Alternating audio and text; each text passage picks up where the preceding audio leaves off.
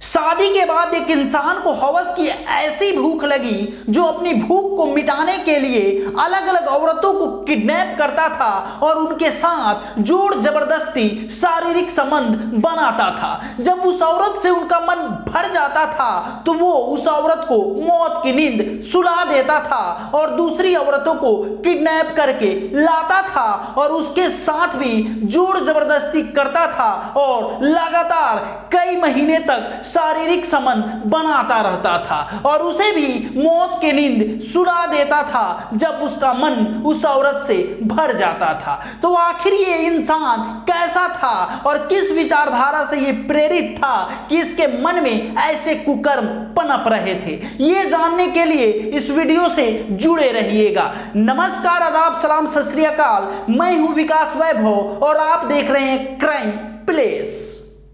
ये घटना तमिलनाडु के सालेम जिले का है और इस घटना को अंजाम देता था एम जयशंकर, जिसे दुनिया साइको शंकर के नाम से जानती है। एम जयशंकर एक साधारण परिवार का लड़का था। उसकी शादी हो जाती है और शादी के बाद अपने परिवार की देखरेख करने के लिए एक ट्रक पे खलासी का काम करने लगता है। धीरे धीरे वो ट्रक चलाना भी सीख लेता है और किसी मालिक के यहाँ ड्राइवर के रूप में काम करने लगता है। 2008 तक इसकी लाइफ में कोई भी उथल पुथल नहीं थी। 2009 में इसने पहले क्राइम को अंजाम दिया। इसके घर के बगल में एक लड़की रहती थी। उस लड़की पे इसका बुरी नजर था। उस लड़की के घर में रात्रि को साइको शंकर घुस जाता है और उसके साथ बदतमीजी, कहें तो शारीरिक संबंध बनाने की कोशिश करने लगता है। लड़की चिल्लाने लगती है। आवाज सुनकर आसपास के लोग आते हैं तो साइको शंकर भाग जाता है।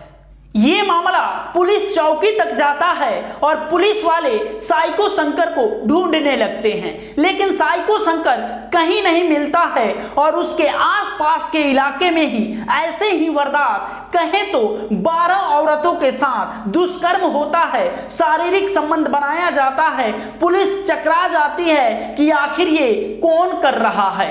पुलिस जब इस मामले के तह तक जाती है तो पाती है कि हर महिला के साथ वही होता है जो सभी महिलाओं के साथ किया जा रहा है।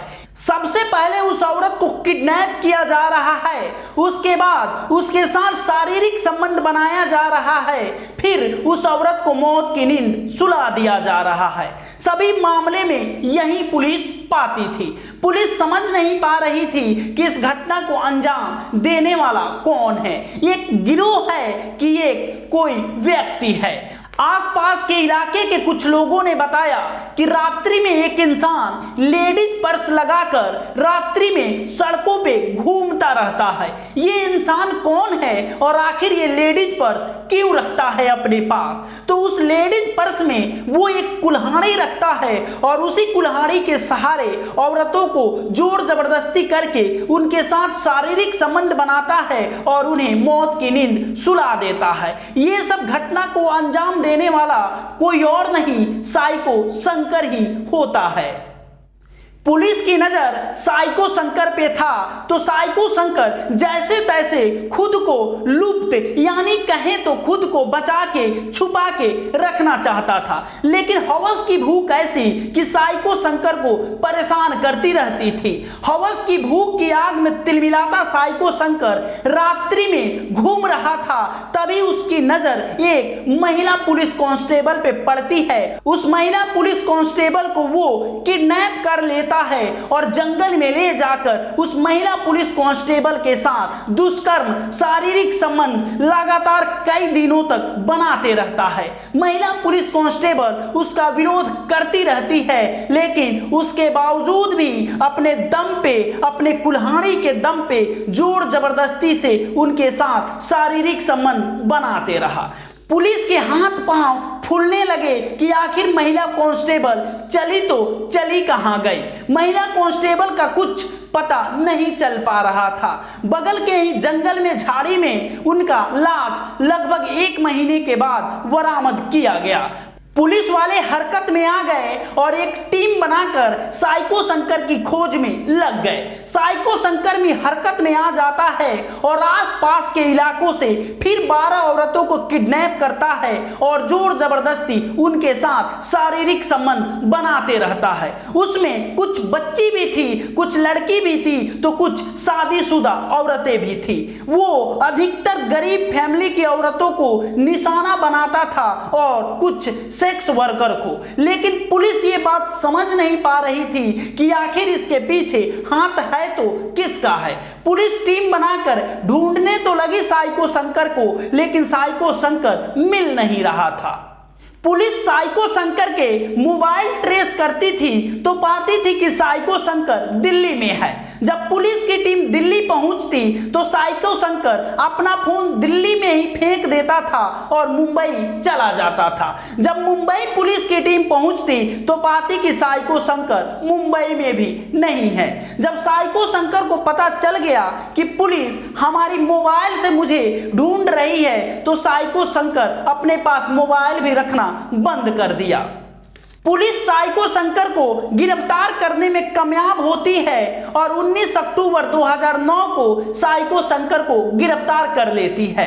जब कोर्ट में पेशी के दौरान साइको शंकर को ले जा रहे थे कांस्टेबल चिन्ना स्वामी, तो चिन्ना स्वामी के नजरों से बचते हुए साइको शंकर कोर्ट परिसर से ही भाग गया। साइको शंकर के भागने का चिन्ना स्वामी को इतना तकलीफ और सदमा पहुंचा कि साइको शंकर के भागने के बाद चिन्ना स्वामी आत्महत्या कर लेते हैं।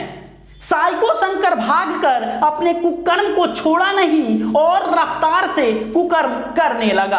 अलग अलग हिस्सों से तमिलनाडु के कई औरतों को बंधक बनाया, कहें तो किडनैप करके एक रूम में बंद कर देता था और सभी औरतों को नंगा करके उनके साथ जबरदस्ती शारीरिक संबंध बनाता था। औरतें चीखती रहती थी, चिल्लाती रहती थी, लेकिन वो किसी भी औरतों पे रहम नहीं खाता था और उन्हें बिना खाना पीना दिए उनके साथ जबरदस्ती शारीरिक संबंध बनाते रहता था।